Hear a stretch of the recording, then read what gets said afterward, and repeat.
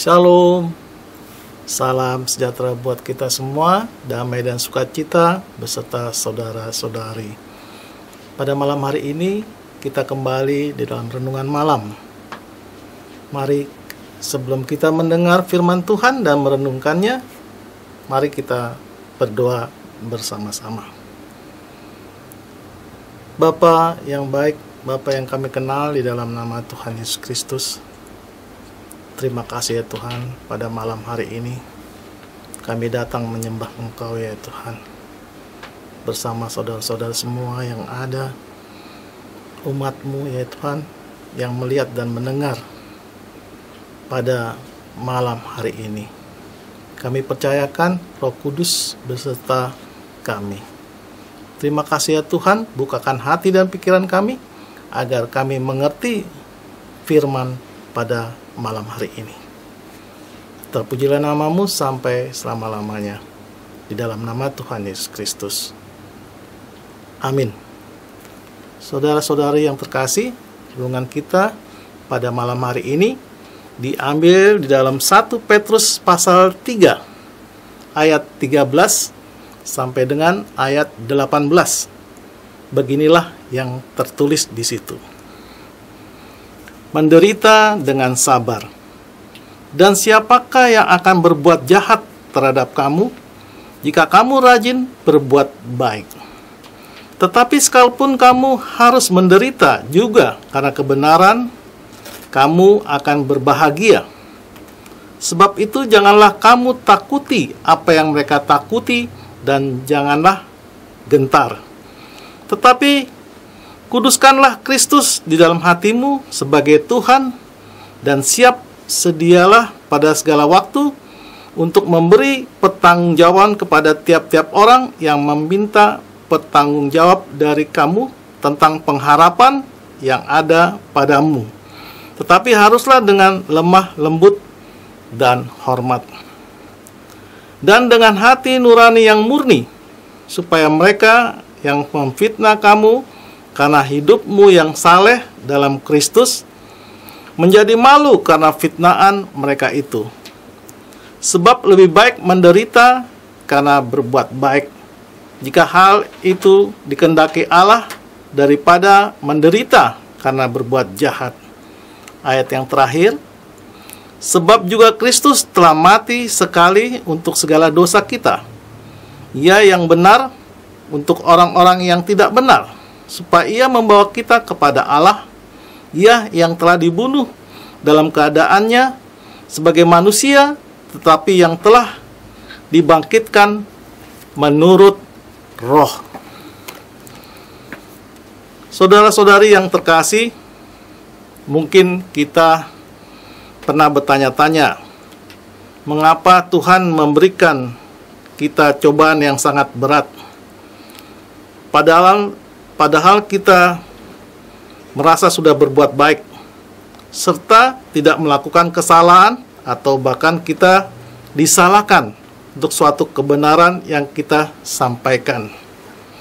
Baik itu di lingkungan keluarga, teman, sekerja, ataupun di komunitas yang kita ikuti. Saudara-saudari yang terkasih, teks kita pada hari ini memberikan pengajaran bahwa penderitaan kita bukanlah berarti tidak Tuhan lihat. Bukanlah berarti juga Tuhan meninggalkan kita. Teks ini memberikan janji kepada kita bahwa kita akan berbahagia oleh karena Kristus. Rasul Petrus mengingatkan kita agar kita tidak takut dan gentar terhadap penderitaan serta pergumulan yang kita hadapi, melainkan kita diingatkan untuk memuji dan menguduskan Tuhan Yesus. Mengapa? Karena akan tiba waktunya bagi orang-orang yang menyerang atau mencemooh kita sadar akan kesalahan mereka.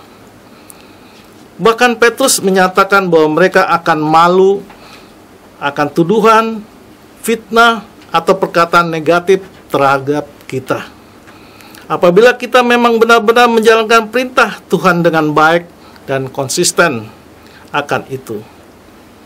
Petrus juga menjelaskan bahwa lebih baik menderita karena berbuat baik, karena itulah yang ia dikehendaki oleh Tuhan. Hal ini juga merupakan teladan bagi Kristus, yaitu Kristus sebagai juru selamat yang tidak mengenal dosa, menjadi penanggung dosa seluruh manusia. Ia mati dan darahnya tercurah untuk kita. Ia yang benar membawa kita yang tidak benar kepada Tuhan. Ia mati sebagai manusia, kemudian dibangkitkan oleh Roh.